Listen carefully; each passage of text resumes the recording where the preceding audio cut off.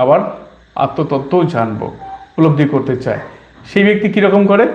সেই ব্যক্তি এই কাঠ বুদ্ধি করে মনে করে সমুদ্রে কাঠ ভেসে যাচ্ছে, মানে হাঙর যাচ্ছে, তাকে কাঠ মনে করে যে সেই পার হবে আর কি, নদী পার হবে, সেই হাঙরটাকে কাঠ মনে করে জড়িয়ে ধরে পার হতে চায়। আর হাঙর কি? এই বিষয় রূপ যে হাঙর, বাসনা রূপ যে হাঙর, এই হাঙরকে ধরে সে পার হতে চায়। মানে সে সে চাইছে মুক্ত, আত্মতত্ত্ব উপলব্ধি করতে চাইছে। আত্মতত্ত্ব মানে কি? মুক্ত হতে চাইছে সে।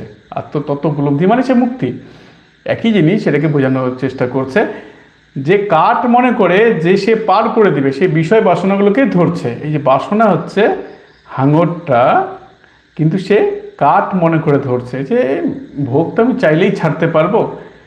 সে ভাবছে যে আমি চাইলেই ছাড়তে পারবো, এগুলো খুব একটা ছাড়ার কোনো ব্যাপার না, এগুলো আমি পারবো।